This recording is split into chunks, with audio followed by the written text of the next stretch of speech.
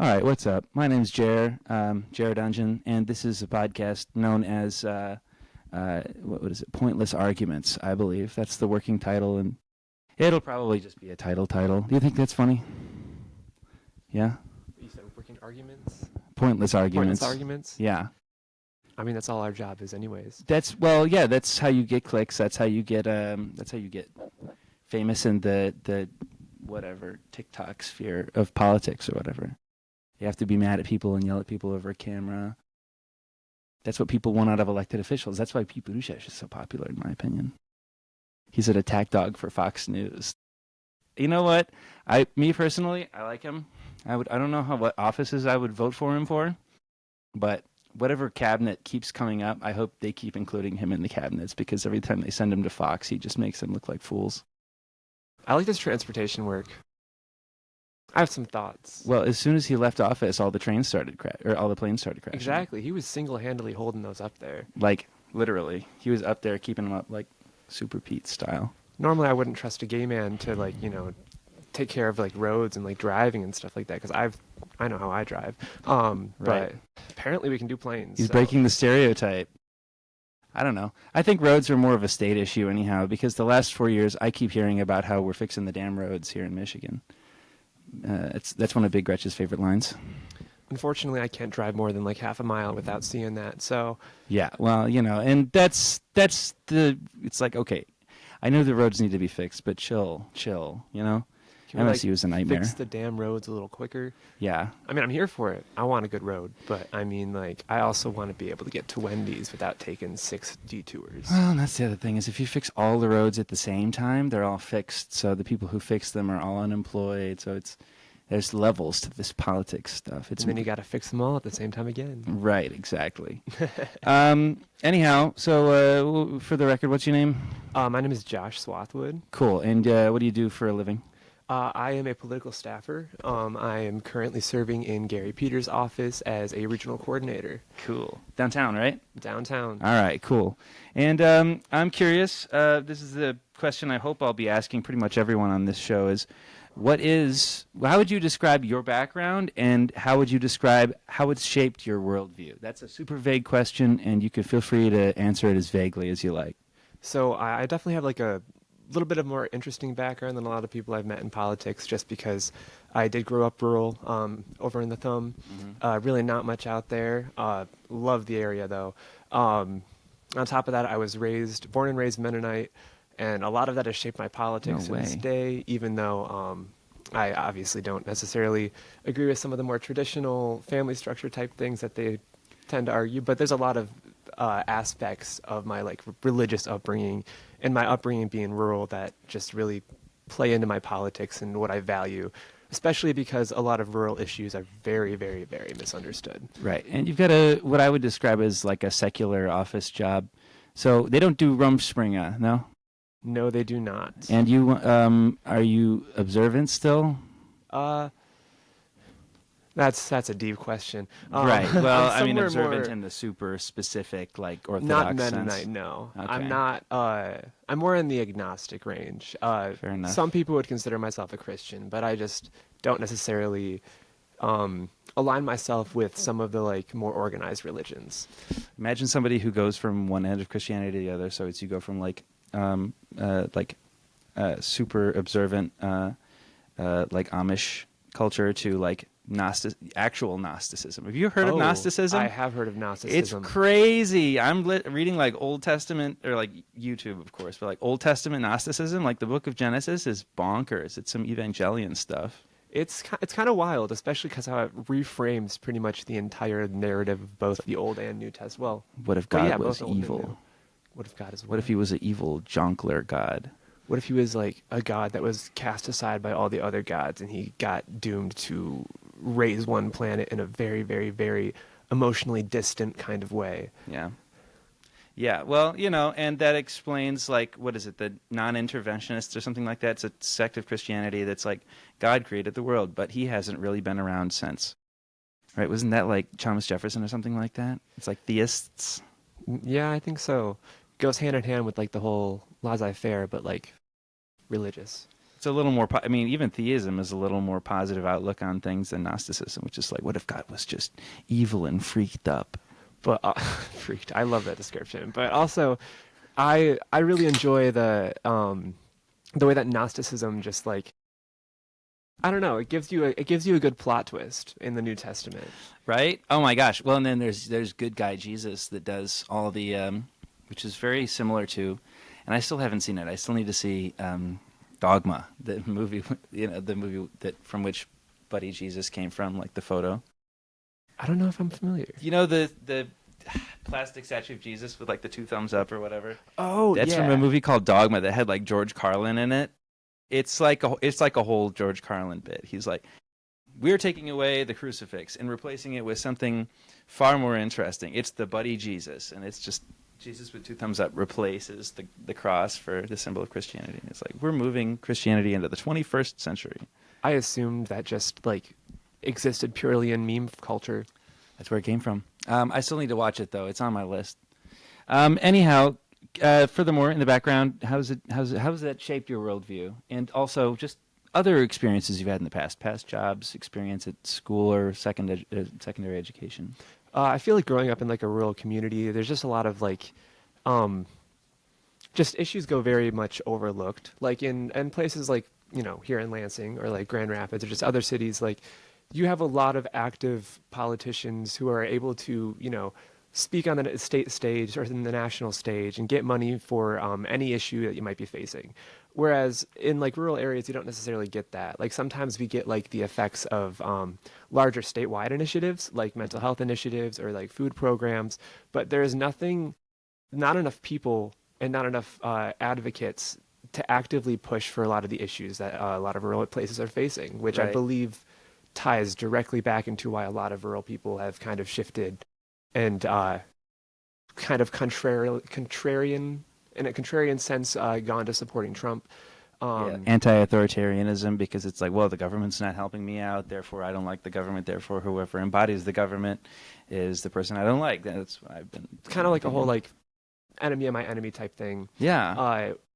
And to me, that almost gives me like a little bit of hope that like these people aren't just because there are a lot of negative associations with Trump and racist allegations. Yeah. And it gives me hope that a lot of these people are maybe just misinformed and trying to act out of their own Not in it for the racism. yeah, they're acting out of their own disenfranchisement, and that's my hope, at least what I've observed from quite a few people I know. Yeah, I think that's true of like I don't want to say like the masses, I guess.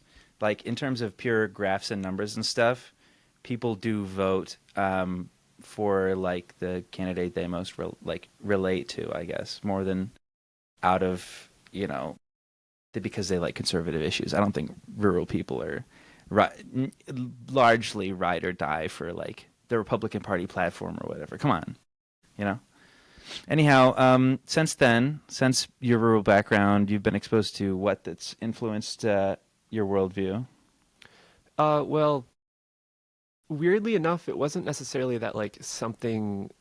I was at one point a Republican. I mean, I was raised in those communities by Republicans Okay. in a very evangelical sect of Mennonites.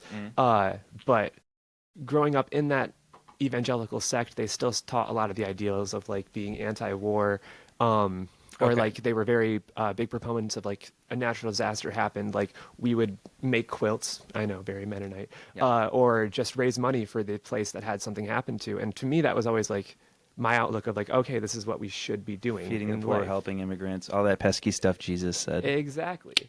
But then that. as I grew up, I realized there were a lot of people, especially in my own specific church, that didn't necessarily live out the ideals that actually have anything to do with helping people, which are the ones that Or to me are, them, which are the ones to me that are the most like poignant. And so I kind of realized that like my beliefs weren't shifting that much, but maybe the church's beliefs were kind of shifting to not necessarily represent me as much. And that came a lot with the turning like the marrying of politics and religion, which happened a lot in like the 2000s to 2010s. Oh yeah. I mean, it goes back way deeper than that, trust me. It does. But in my lifetime, I should say. And so, yeah, as I was watching that happen and watching people, especially like abandoning things like feeding the poor, like, going against SNAP programs or Right. against, even universal health care and things that would help a ton of people, even people like very close in my life. I'm like, you guys are not embodying these beliefs. And I would rather advocate in a secular sense for these beliefs than be in a religious sense and abandon them. Yeah. My politics did a whole like 180, but the morals underlying never changed. Well, if Jesus were around, he would have voted for Mitt Romney. He hates those welfare queens. You remember, I don't know if you remember much of what Jesus he were did while around, he would was have voted alive. for RFK Jr. actually. Yeah, that's right. Exactly. Yeah, He's Jesus. like, I gave y'all a damn immune system for a reason. Yeah, exactly. Back in there was some original biblical text that got, taken away that showed how anti-vax Jesus was, and it was like,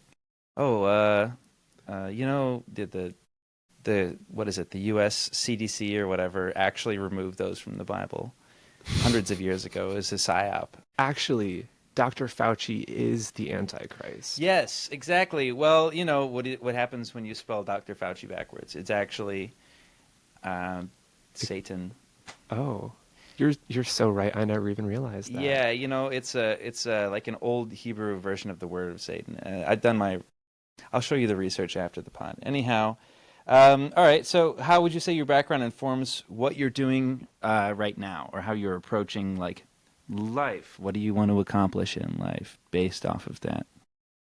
Well, obviously, like I grew up very rural. There's a lot of nature out there.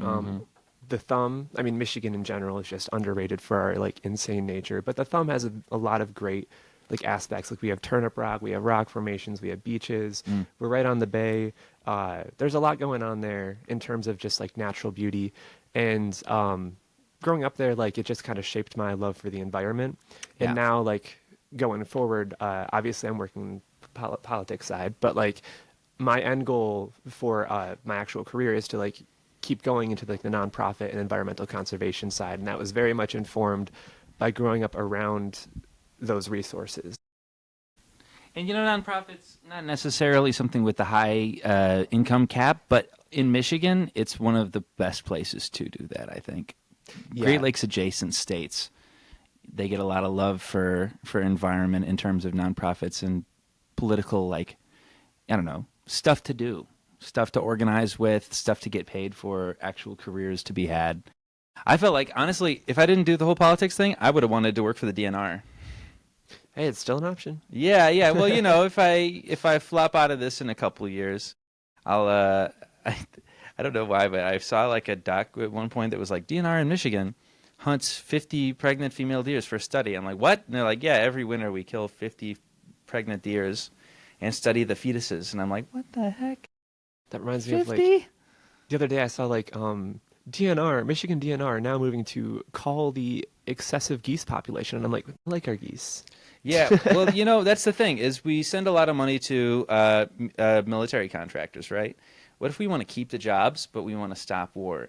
Is we turn Lockheed Martin into a pest control company, and you get fighter jets that just blow entire herds of geese out of the air with like shrapnel. Oh, You're taking a real like that's a really Trump approach. Nuclear submarines. Yeah, like what if we just converted nuke to the kill lionfish? hurricane? Well, it's invasive. Oh, and then in the Mississippi River, we create a whole new type of like upstream military boat that just shoots Asian carp. What if we drone strike the buckthorn? Drone strike the Asian carp. Yes. We blow up the entire Mississippi River basin, right? But with some sort of bomb that we need to develop a clean bomb because clean energy is big and military contracting is big. What if we had solar power bombs? Right. Yes. Genius. And yeah, we get the wind power bombs as well. We could get like glider bombers or something like that are all or wind a powered. very underutilized source, hydro. Mm-hmm. Oh yeah. Wait! Hydro with the Asian carp. exists. We get a second like Hoover Dam on the Mississippi, right? And then each Asian carp that goes through it gets ground up into a form of fertilizer sausage that solves our need, and we can make batteries out of them, right? We turn them into batteries for electric cars. I love a good sausage battery. Exactly. Right. Well, the Asian carp has a lot of potential energy in it. It could get your car pretty far. This is the kind of innovative solution that Michigan is coming up with in clean energy because of that, wild outlook on things. Thank the CHIPS Act. Mm-hmm. Yeah, same thing Shout with out Senator Peters. Same thing with Quagga mussels. Thank you, CHIPS Act. I will say the CHIPS Act is one of those things that Biden was really relying on as like a thing that people would like. And I'm sorry, man. Listen, the presidential election, it's not that there's no nuance to it, but it's a little bit of a popularity contest. And the CHIPS and Science Act versus the deport and kill every migrant plan.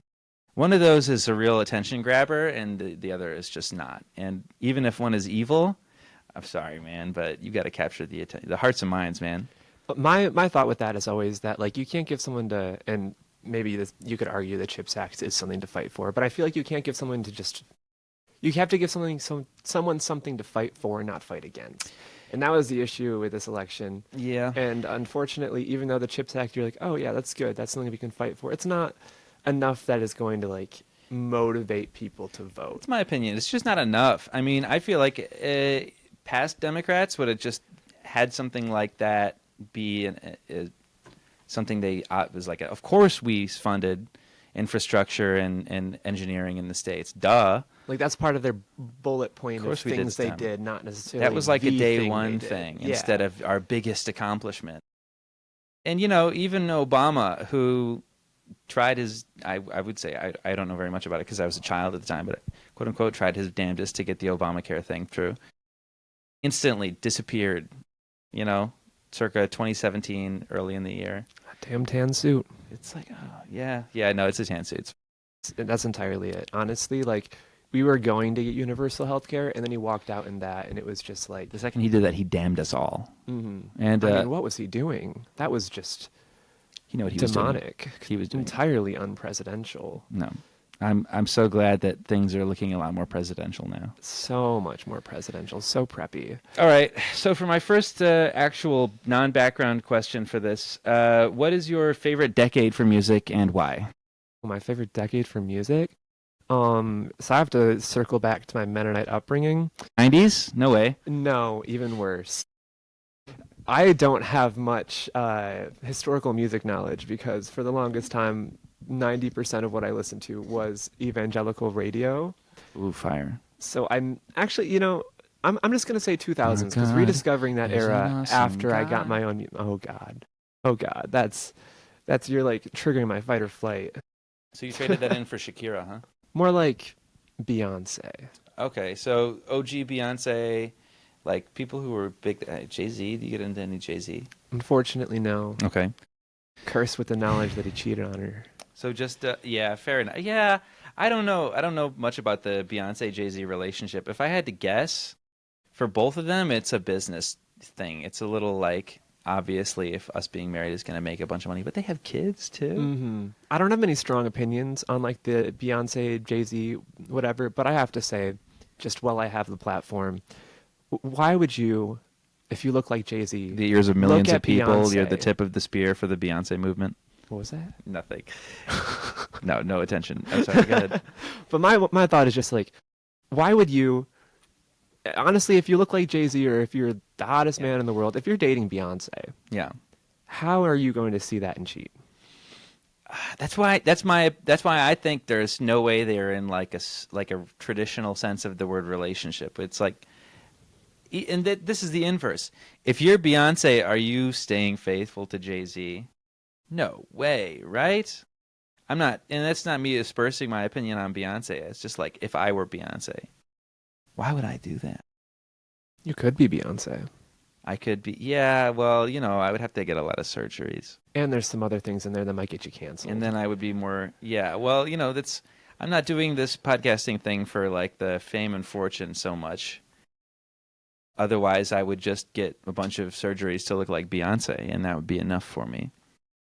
Hey, I don't see why those have to be mutually exclusive. Okay, so the aughts. Give me some more specific influences from the 2000s for you. Ooh. The Cars movie. Okay, so Rascal Flatts, James Taylor. Oh, I forgot about country. Florida Georgia Line. Yeah, okay. Yeah, those are from the 2010s, no? if we want to talk about like immediate influences, there is unfortunately a lot of Chris Tomlin, even in my most evangelical, not my type, not my cup of tea. Fine. Good artists that actually have a lot of talent. I will say Hillsong, Holland. What else is there? I'm not familiar, actually. Christian artists, but Okay, fair enough. yeah, but they were the ones I listened to. So Okay. Well, you got to appreciate them to a degree. I don't know. For most of my childhood, I was like, oh, why do my parents keep playing this crap? And then now some of it, I'm like, okay, some of this is good, some of it is still mid. I still cannot get with like the Nancy Griffith vibe my mom was going for in the 2000s. Shoot, they were both like listening to like folk alternative, and it's like stop. see, in theory, I like folk alternative, but I don't know Nancy Griffith enough to be like, Yeah, all of that music just feels like recession music to me. ooh, I love some good recession music. I don't know, man. I can't think of any music that came out of the last recession that really blew my mind. Art pop, wasn't that? Oh, by Gaga. God Yeah. damn. Okay. Can't I think of meant the any. genre. Damn, that was a hate crime right there. Art pop's a good genre too. No, that's fair enough. I like art pop. What else is there? And Born This Way. You can't forget. Pete Gaga came out of that actually. Peak Taylor Swift came out of that too. Yeah. Well, now you were speaking of cancellation. No I'm about to opinions get on canceled for Taylor that statement. No opinions on Taylor Swift, or else we're gonna I'll- get blackballed. No. You're good. What else? I don't know, man. What about previous recessions before that? New wave? Was new wave recession music, like late 80s, early 90s stuff? I guess you could trace new wave back to like Talking Heads in the 70s, though. There's something in there, but my brain is just. That's fine. Okay, so anything else? Okay, out of the 2000s then. All right. Yeah, that's pretty good, though. I used to work at a retail clothing store that was all like, 2000s pop, which is like the cheapest music they could license to play in a store or whatever on like a repeating radio. Every now and then some Tom Tom Club would come on. You'd recognize the track that I'm talking about if it came on. But anyhow, all right, now that we've talked about silly, funny things, I want your opinion on the election. Oh. 2026 specifically. So Michigan, right? We're getting a new governor. We're getting another senator to replace Peters because he's retiring. And, yeah, it's a midterm. So a midterm after a strong Republican win. Historically, Republicans don't do great in those, including the last time Trump won. He instantly lost the majority and was a lame duck for 2 more years. And it was, in my opinion, just kind of a waste of time. So as for the governor, I have not looked at any Republican governor candidates running right now, and the Dems, right? It's Gilchrist and Duggan and Benson and Swanson. And I knew somebody from Genesee a while ago who had an interesting opinion on Swanson, that he was an okay sheriff. I guess he was a sheriff out of Flint, Genesee County. Met him before. Yeah, you have? Okay, how was Swanson, like in person? I will say he felt very on the clock as a politician when Fair he was enough. a sheriff, to be fair. But I feel like he's been kind of campaigning and ramping up for this election cycle for The ghost years. billboards, dude. The billboards, There's yeah. homie's face on a billboard that says ghost, and it has like a little graphic design logo above it, and beneath the ghost logo, it's "Look at your child's phone now. They're going to get kidnapped if you don't look at your child's phone now." And it's like founder Chris Swanson, and it's like, what does this organization even do? I was like reminded of what Ghost did, like I want to say like 30 minutes ago while scrolling TikTok, and I've already forgotten. Like that billboard made me just forget. Reminds you to look at your kid's phone now, right now. My thoughts on him, though, he seems like a nice person. I will say, though, like, I don't know, I feel like he's a good fit for a sheriff position, Yeah. but I'm just like a little wary of like post 2020, post Black Lives Matter movement, voting in a cop, and I know he was a proponent of like supporting that. That was kind of when he got his like claim to fame, but I didn't know that. yeah, he walked with the Flint police. The Flint police walked with the protesters, and he was one of the ones that went viral for it. No way. But that being said, though, like I feel like having an inside perspective on policing issues might not make you the best person to critically look at them. Fair enough. Fair enough. And okay, so how about Benson? Benson's an interesting one to me because I don't know, is being the Secretary of State the bona fide that one needs to be the governor? Don't get me wrong. I love those kiosks at the Secretary of State, okay? But as a governor, I don't know much. Like, that's the other thing. Nobody's dropped any plans or platforms or anything. So it's like, vote for me. I'm the best. It's like, you're the best how? It's like, I'm the best. I'll tell you next spring. As sexy and tantalizing as driver's licenses are, Yeah. I just feel like she probably could have done a little bit more to like, which first off, her position does qualify her, but I feel like she could have done more in the sense of, like you said, letting us know her policy and her position and communicating that from the start. Well, giving nobody's us something to totally fight for. policied out right now, because Yeah. it's so in advance. But at least some people are like giving us something, whereas I don't know A little bit, yeah. the only news I've really heard from Benson is just like her issues with her first press conference. And Oh, what? That had issues? yeah.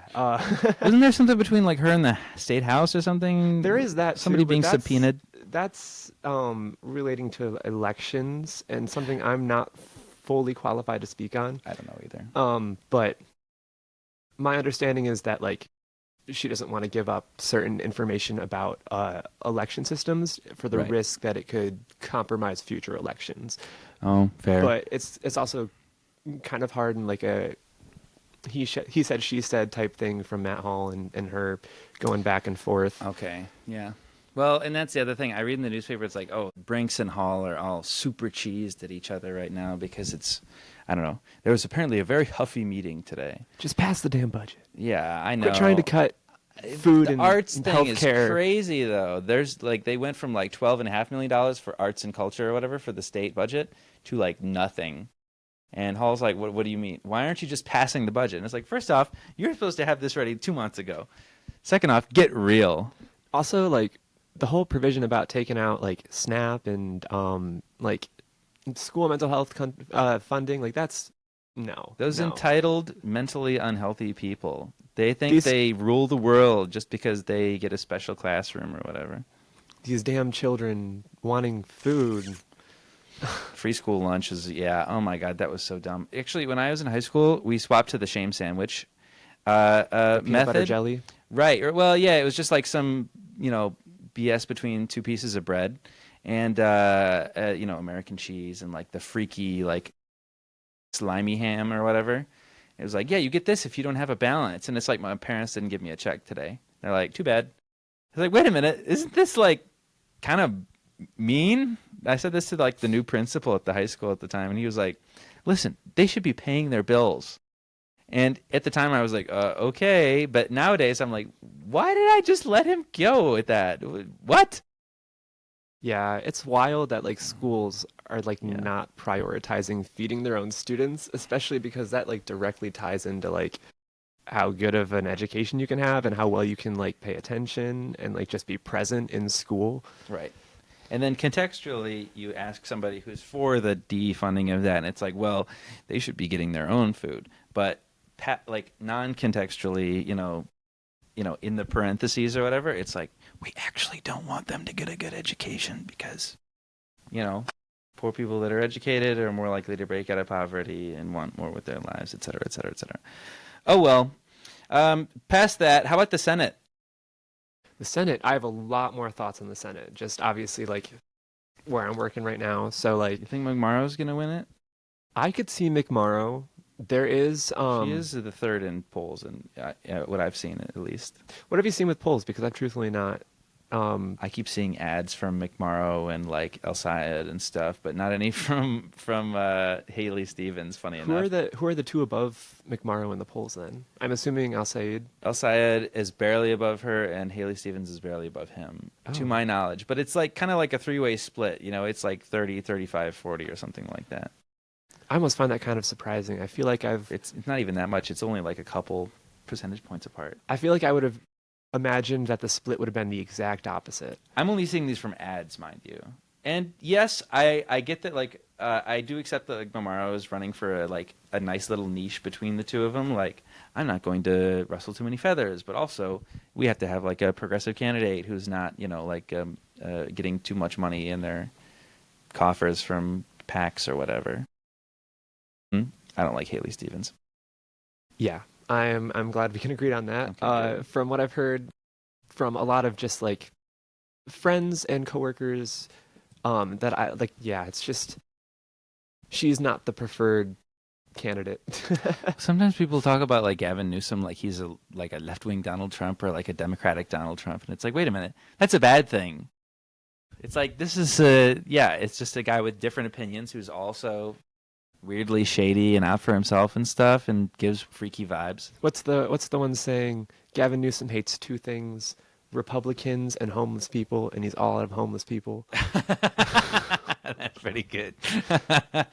Yeah, but it's like, I don't know. Haley Stevens seems like a Democratic J.D. Vance to me. It's like, okay, That is a yeah. got a Machiavellian running for office. That sounds perfect. That's the person I want representing me. I would love to work for either Al Sayed or McMorrow, but I'll admit that should Stevens get the nomination and win, I don't know if she would be the one I would go for. I won't hate her if she wins. It's I won't just hate her. like I would have rather see the other two. Yeah, she's just not my preferred. Yeah, fair enough. I feel like if you're gunning for the progressive vote, you got to be a touch more progressive on the Palestine-Israel stuff, which I think is probably the reason that Al Sayed is a touch ahead of McMorrow. He also gets some bad press, and he's also done some like touring with. I want to say Bernie Sanders was just in the state. Yeah, and did some speaking with Al Sayed, and that's something that'll instantly turn a lot of people on to you. Like, I want to say blue collar populism, type folks. Maybe you'll get Al Sayed could very well receive a larger, non-urban. What is it? Like, rural share of votes theoretically if he leans into the left populism thing, but. I don't know. You also instantly get the black spot of the Bernie Sanders. This person, where are you going to get the money from? It's just a million people. Get that directly into their heads as soon as you align yourself with Bernie. But I'm curious. I would be fine with either of them too. Mm-hmm. I do definitely have my preference, but I don't want to be too specific on the podcast. I don't want this to be like everyone put your exact opinions in writing so I can I don't know, yell at you later if it winds up being a bad opinion or whatever. That's fair. All right. Do you see the Dems winning in either of those races next year? The only one that gets complicated is the governorship, right? Just because you have Duggan, who's going to likely pull a lot of Detroit support. Oh, yeah. And Detroit is kind of like, our bread and butter. Like, you can't win without getting Detroit with that population base. That's going to be nasty. Whichever Dem takes that is just going to hate Duggan so much. Like, not, even if not publicly, they're. And then, I worry that we'll get a split vote and then a Republican governor. Wouldn't that suck if we got the House back to the Dems and then the governor was a Republican just because of Mike Duggan? Yeah. Oh my God. People would show up outside his house with pikes and stuff. Like, why? I'm not letting myself stress over it too much until we get a little closer, because who knows? Maybe there'll be maybe he will pull so far ahead in polls that it won't be an issue. Or maybe someone else will pull so far ahead that it won't be. I don't know.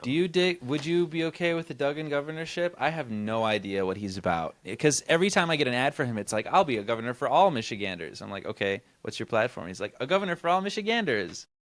I've not seen anything that directly turns me off to him as a governor. I haven't seen anything for him, though. But that's also that's exactly the case. I haven't seen any specific policy issues.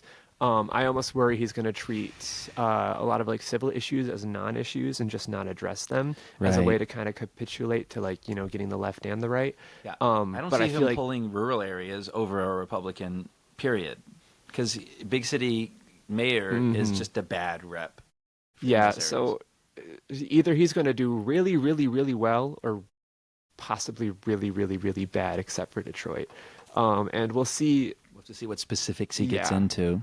Yeah. If it's bad enough, maybe he will drop it and not just split our vote. But yeah, If not, maybe he will be our next governor. We'll see how that works. Okay, so what in your experience with like elections, especially midterms, suggests that, and I'm guessing your opinion would be it's a probable win for the Gary Peters seat, especially in an off season, especially with the Donald Trump effect, e.g., the Republicans at a federal level just shooting themselves in the foot so much that it makes Dems look good 2 years later. Which, at least you got that to look forward to. I'm thinking maybe we'll even take back the State House, which would be very nice to get another little trifecta if Duggan isn't too obstinate. I feel like your average spoiler candidate, whether or not they actually spoil, boils down to how obstinate they are. Mm-hmm. So, in your experience, what suggests that possible dub for the Peters seat and like a maybe dub for the governor, depending on that? There's definitely a lot in the direction of just like the political climate. Like I do take a lot of the constituent services calls and just like logging people's opinions. Right. And the massive influx of callers, like as opposed to being in a minority as opposed to majority, has been like insane. And obviously, like I'm working in a Democratic office, like I'm going to get a lot of Democratic callers, but like I will go months straight, seemingly almost without any Republican opinions being voiced whatsoever. Okay. So at the very least, those opinions are still there. Don't get me wrong; like people just haven't left them, but the passion is not as much there. And I feel like it's very easy for Democrats to stagnate when we're in power as well. Right. So A ratchet effect. we're going to see a swing back just naturally looking at the trajectory of things like that, but then also paired for and aided by me seeing that on the ground as well. I've also seen as someone who is very rural and still has a lot of family ties and a lot of friends that are very rural. Me too, actually. Yeah. Ones of different backgrounds, different political beliefs. A lot of the ones, even the ones that make a point to not politically educate themselves, have heard from word of mouth things that they find absolutely abhorrent from the Trump administration. Right. And word of mouth in the rural thumb of Michigan is kind of wild for that to reach there. They're very much a political echo chamber, geographically cut off from the rest of the state. Right. And unless somebody's like ride or die for Trump, I feel as though they sometimes take what I refer to as like a libertarian approach, which is like, wait a minute, I voted for Trump when it's like the new South Park episodes, It's like, I voted for Trump when I thought he was going to get rid of the woke or whatever. But now that he's in office and he's doing authoritarian things, I don't like him anymore. Why did you think getting rid of the woke meant, and babes? First off, why did you think that he would be a good president? He was already the president and he wasn't. Second off, who cares? But it's like, that's what the new South Parks are all about. Is it's like, I thought he would just get rid of the woke and I voted for him, but now he's being evil. Who could have predicted this? Who could have predicted this but his own campaign words and languages and like, yeah. But at the same time, that's just a testament to being the Dems, the Delaware consultant class not inspiring people. Yeah, that's the biggest beef I have with any state is Delaware. That's why I'm not doing federal politics.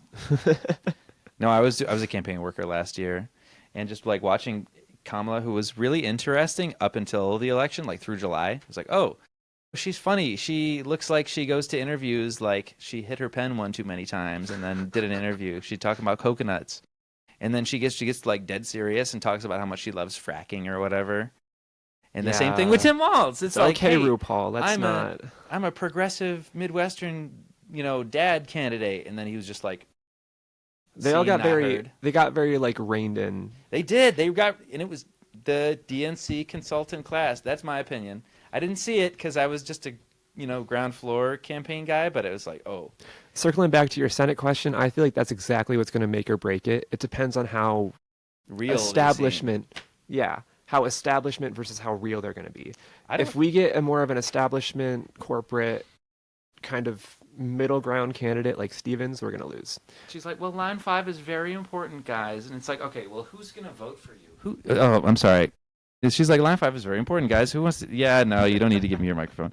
I've still got to get used to this. I was going to get Clippy stands onto the table, and then I saw the price tag, and I was like, all right, we could just hold them. I don't know. I think that's true. If you get a candidate who's like trying to please everybody, you're not going to please anybody and I really wish consultants or like policy wonks would realize this. People can tell if you're not being genuine.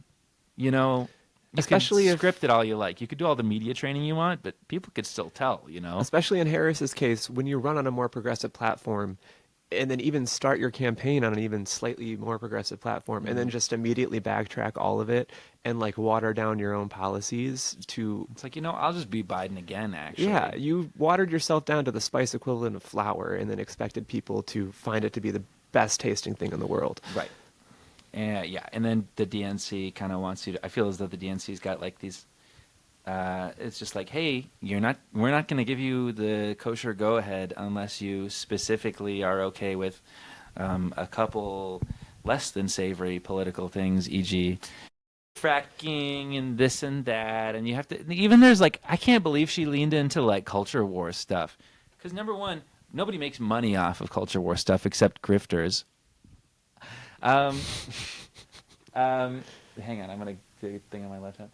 Except grifters. And then she was up on the debates with Trump like, hey, I don't like trans people playing in women's sports either. And it was like, girl, who are you trying to convince with that? Like, you're upset about the 10 trans kids that are in high school and 8. college sports. Yeah. In the state. That's I'm insane. even not even in the state. Like, I'm pretty sure that number is like federal. Oh my God. Well, you know, it's a big problem. It's a big, you know, you get one griper online who's just like vaguely in the same, like in a cousin league to a trans person in a swimming program or whatever.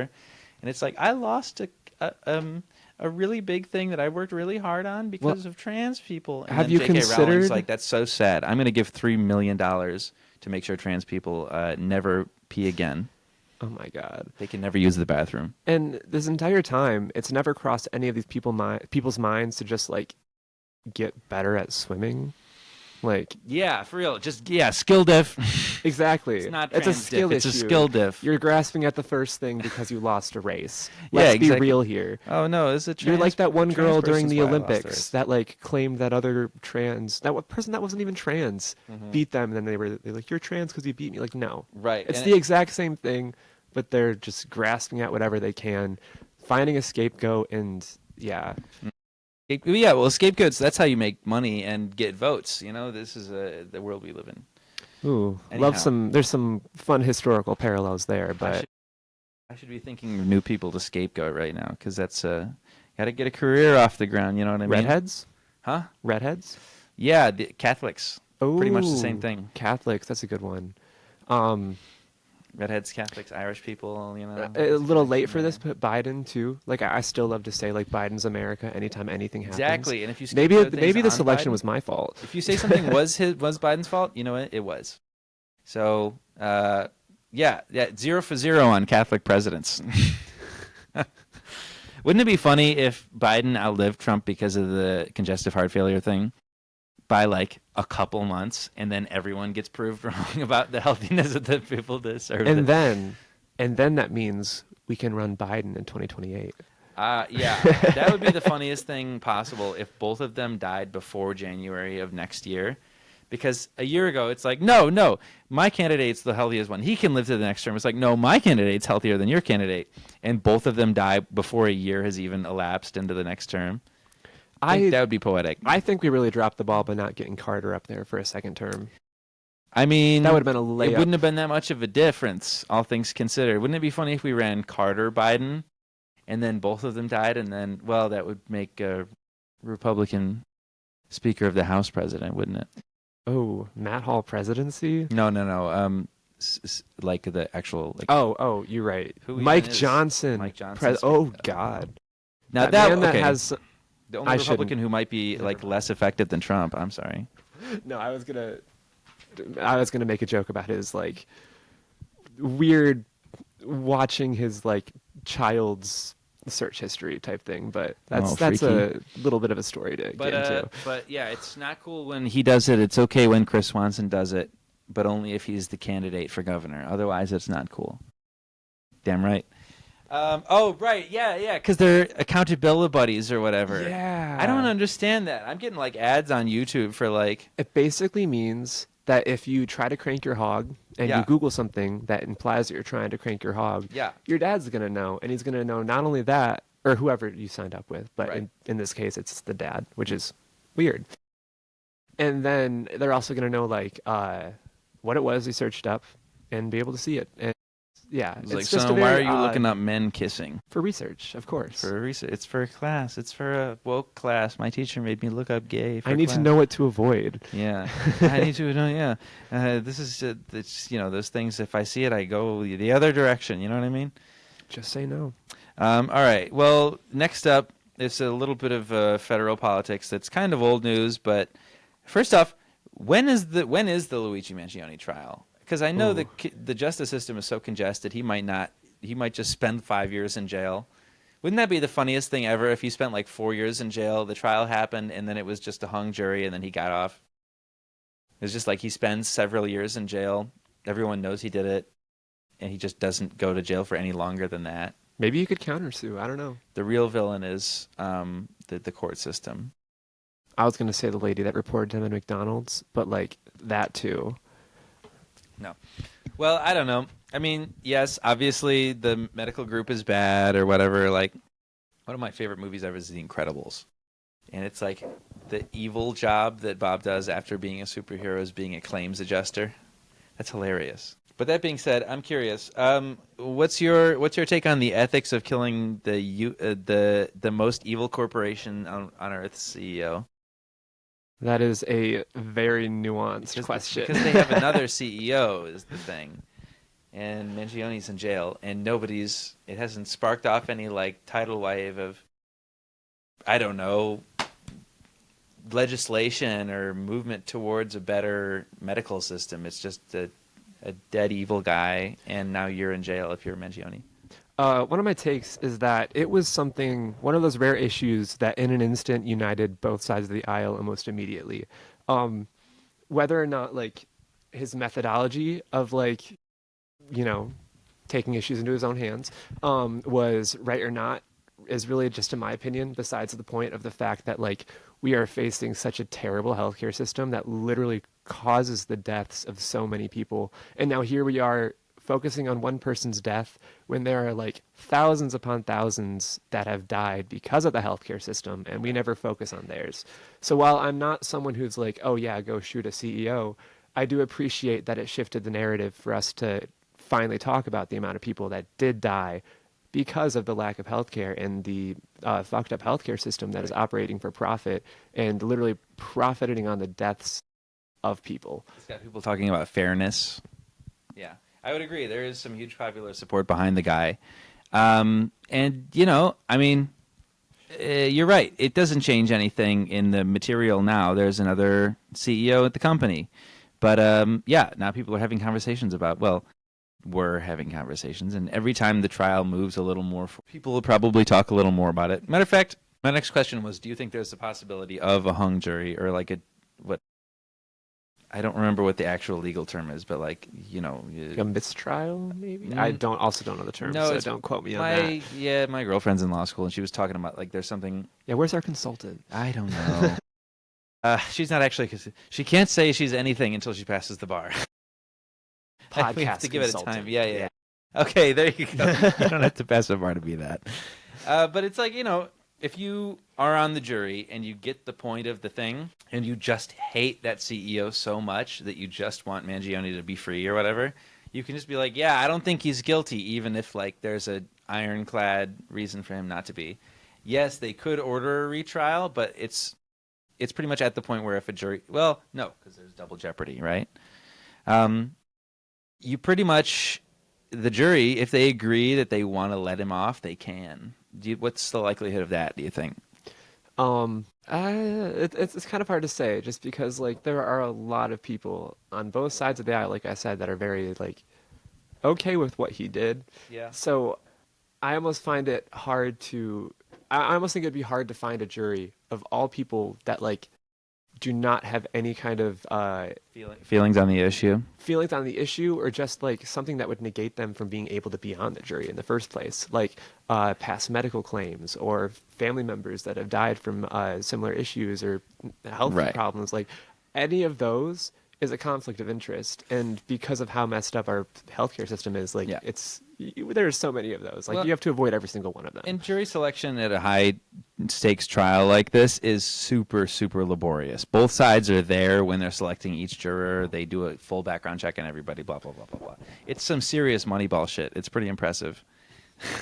They get Matt Damon to come in and be like, no, we want juror number 4. His brother actually died in a skiing accident. It's like, oh, let's go. And they get it, you know. But, no, that's curious. I'm curious about that, too, because, you know, and people were mad to a degree because their favorite public figure was like, remember, don't murder people because you disagree with them. But it's like, I can't begrudge AOC for saying political violence is bad after Brian Johnson dies, because who else lives in New York and gets death threats all the time? AOC. Right.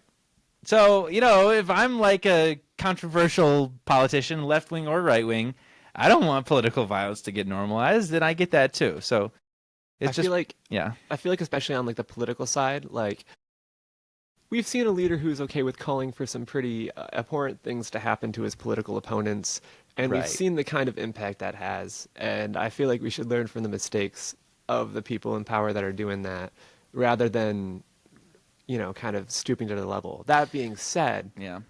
there should be some sort of stooping to their level, just not Right. calling for killing. And that's such the political gray area opponents. too. The same is true with like the Texas redistricting and Newsom saying, I'm going to do the same thing. But at the same time, it's like, okay, well, even if Newsom didn't redistrict, even if Newsom doesn't re-gerrymander California and Texas does or whatever, it's not because, I mean, for example, say Newsom and Texas, California and Texas both redistrict. It's not like Texas did it because California did it. Texas did it because they were going to either way, because Trump said, hey, I need more votes. Please, can you give me some? You know? Anyhow, all right, so I'm curious about sort of like your background on the Mangione thing, even like, maybe not even your opinion necessarily, your background on the issue, if you've talked about it with constituents. You know, I know you take some front desk call situation type stuff. I don't know. What's your experience with the issue, period, your background with it, and how does that affect like the opinion you've come to? So yeah, it definitely goes way back into my background, because I have worked at a rural hospital. Oh, wow. In IT, I should specify, but That's okay. still there nonetheless. Yeah. And I know the only reason that like our rural community had as good of a hospital as we did is because we had a hospital that was run as a nonprofit, and that would go out and it would basically buy up any failing medical system in the area for the sole purpose of keeping it. Right. So they wouldn't just, you know, go under. And then now this area, this town is, which is 40 minutes from the main hospital, is now without its physical therapy / satellite campus. Like they would buy up like those places for that exact purpose. Right. Like practices, small practices, like, yeah, anything medical. And so as someone who like knows how it can be to be that close to not having medical care, I entirely understand why someone would be frustrated over the lack of access to it. Yeah, absolutely. That's a huge agree to me too. And you know, there's not enough. I agree. In this state, there's not quite enough money in medicine. Period. But I feel like the profit motive and medicine is just a bad combo. Mm-hmm. You know, not that many people would disagree with that, I suppose. But yeah, I agree with that too. All right, cool. And finally, are you familiar with the photos? I don't know if there's like photos or something, but like there's recently a military parade in China. Oh, I did hear about that. Yes. Some fun conversations between Xi and Putin. Yeah. And like Xi and Vlad were gabbing it up. Yeah, look at that. They're all marching in perfect. It's like a military parade is meant to be this like show of strength. We have all these soldiers. They're all marching this perfectly. It looks a little silly. It's kind of marching band vibes, but it's like it's kind of them like a yearly posturing ritual. The way I learned about it was through like a group chat with some friends who live in Detroit, and they were like, "Oh my God, we're so screwed." Which is, I'm sure, exactly what China wants Americans to feel like if they see the military parade. That's the point of one. What would you say your opinions on what's your guess on China's short-term next 10 years or so plans in the world economy? Do you feel like they want to take over? Do you feel like they want an equal slice? Do you feel like there's like a lane that they feel like they have to stay in relative to us, or they're waiting for us to like shoot ourselves in the foot economically? I feel like China right now, their economy is at the point where they're not really looking to us to like, base their next mode of action on. If anything, unfortunately, it's kind of the opposite. Like with the banning of like certain Chinese products, like electric cars or their newer high-tech phones or things like that. Yeah. It's almost like the reverse is happening. I feel as though a lot of their GDP comes from us, though, from trade with us. That is also true. I'm not sure what percent, though. But like, it is still a little bit of like we're taking more True. than they are. And That's how we set it up. yeah, it is how we set it up. But yeah, for the next 10 years though, I could see them, especially with like tariffs and just internal politics right now, completely tanking our public perception in the international stage. I could see them filling the void, not necessarily like Feeling waiting that, for like, us to top leave. dog but status. Yeah, but like, we're makes gonna the rules status. as we shrink, there's going to create some sort of power vacuum, and I feel like the next largest economy is going to be the one to fill that. Yeah. Or at least has the means to fill that. Yeah, if we keep shooting ourselves in the foot, yeah, agreed, economically and stuff. I will say though, as for the military parade, China does a military parade pretty regularly. Pretty much that, yeah, often. And I do find it a little weird that this is the only year we're really hearing about it. It almost to me reads a little bit like, look at this big bad country across the sea that's now organizing their military, and they're trying to go out with all these intentions and all these other things. Here's why we need a new $750 billion contract with Lockheed Martin right now. We need to make better guns than them right now. What if the DNR mobilized the geese against China? No.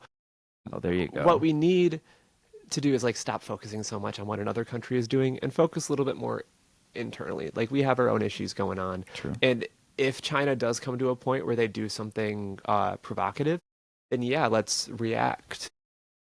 I would hope not, because I'm at my core anti-war. No, I don't want to go to war with China either. To me, it just seems like we're worrying about a non-issue. Well, I don't see us going to war with China, period. I mean, everything since World War II that we've been involved in is a proxy war. Mm-hmm. So, I mean, including now, I don't see us going to war with China, like our interests going against Chinese interests so much that we get into another Vietnam or whatever. But the next time there is a large, world superpower war, it'll probably be proxy of U.S. versus proxy of China. Which we are kind of in a proxy of U.S. and proxy of Russia right now. Oh, which I guess Russia's not really proxy. The direct, Ukraine deal. But yeah. Yeah, I'd say that's more like a border war. It's like, well, my understanding of the Ukraine thing is that it's the parts of Ukraine that Russia's trying to take are, number one, super economically advantageous. Number two, they got a warm water port there in Sevastopol. And Putin's like, listen, this is a really handy part of this country that I feel like I can just yoink. And I don't really know if I have like an unbiased take on it, because how could I? But I don't know. What are they going to do? I don't think that's them wanting to take over Ukraine entirely. That's just them wanting a little juicy piece of land. And I'm curious to see where that's going to go too. But I guess my follow-up to the China thing is, do you feel like we're kind of like losing the race with China in terms of like running the show world economy wise? And if so, what does losing to China even look like for us?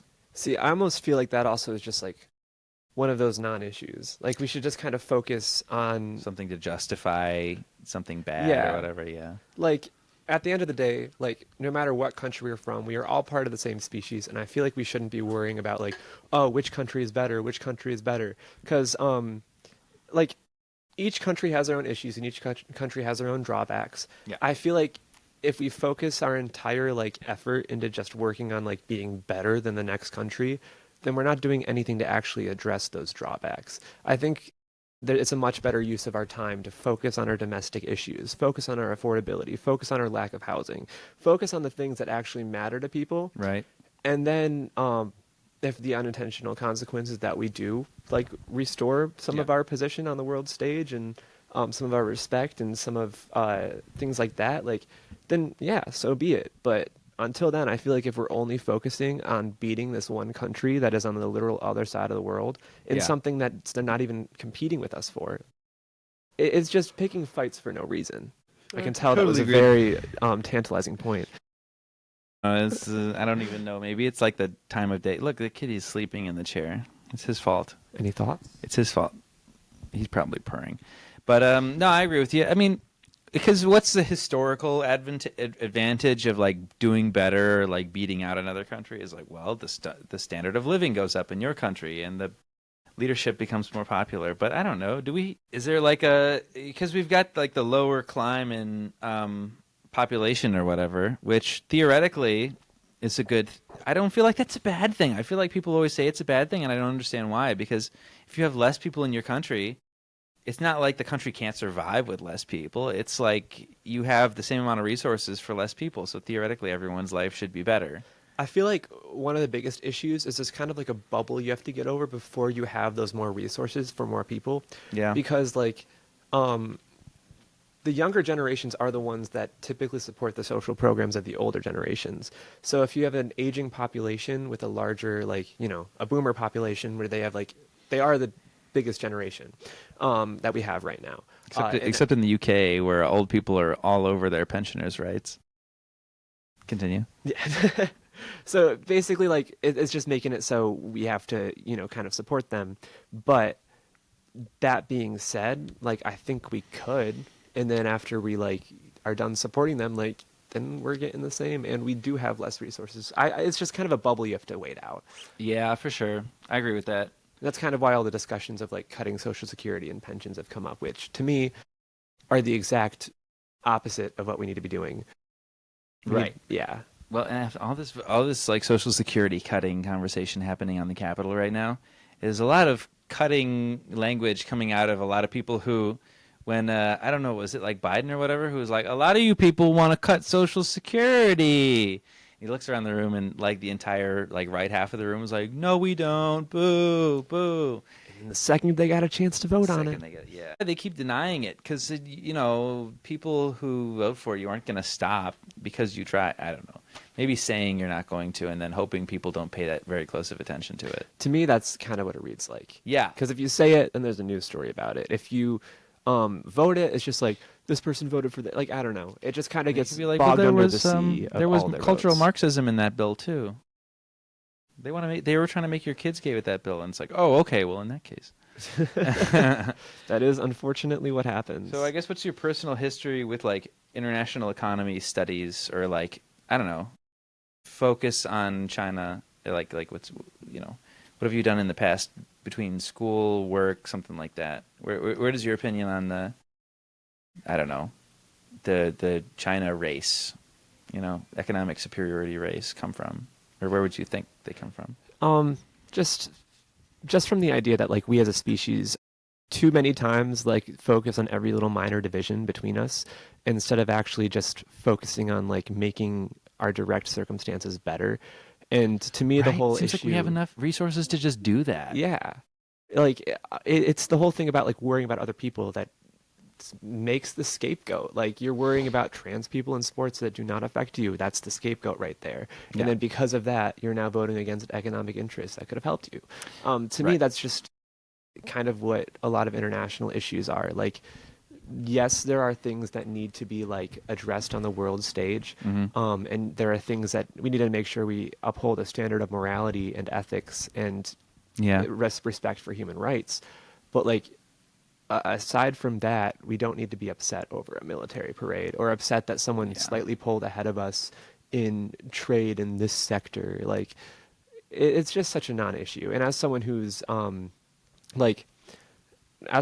had like foreign exchange students from all these different countries, including China, it just, I don't know. At the end of the day, we have a lot more in common with one another than we have different. And to me, focusing on like being the first country is just one of those differences, another division that is just human-made. I would say we should focus on doing our best, but not that number one label or whatever. Exactly. Or like needing to dictate economic policy the world over or whatever. We are constantly told in mental health that comparison is the thief of joy. Yes. And then the first thing we do when we go to politics is like, okay, well, how can we compare ourselves to all these other countries? Right.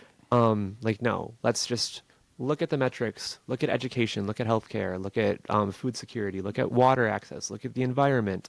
And are those doing well? And the economy is important too, obviously. Yeah. If they have a better, like if China has a better developed, skilled workforce, I guess, than the U.S., that's less job opportunities for our market in general on the world stage.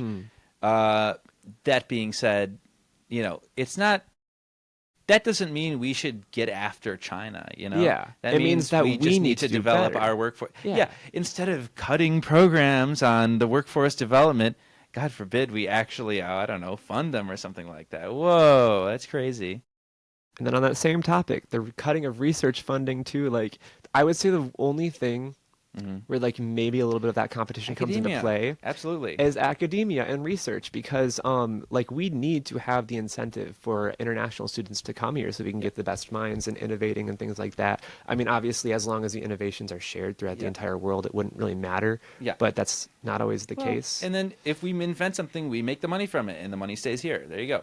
But everybody I know who has an even vaguely academic job, especially at MSU and stuff, will say, oh, all the funding for my program's getting cut. I have a friend who's in Peace Corps, for example, and is just saying, oh, no new projects or anything. But, she's a Peace Corps agent in Mexico, and the better things are in Mexico, the better things are here, because America has the drug problem, but Mexico has the crime problem.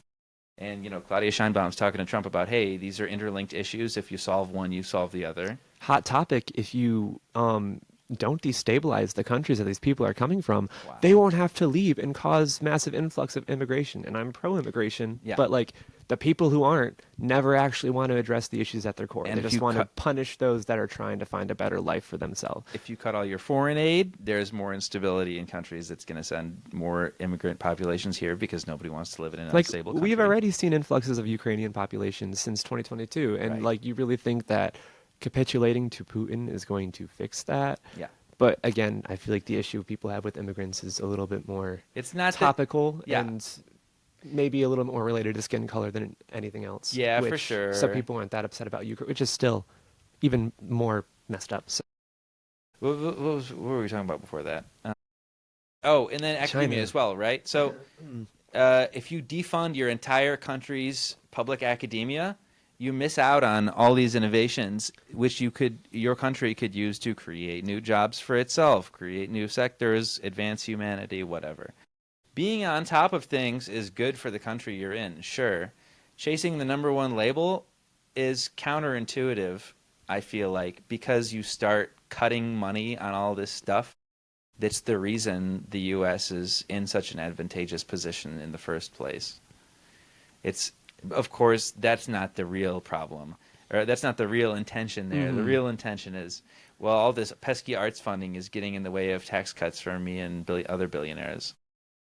Yeah, and then they're also, like, it's not just arts funding, though. They're cutting, like, cancer research or, like, funding, meds funding. Anything they can, and especially things that serve good purposes.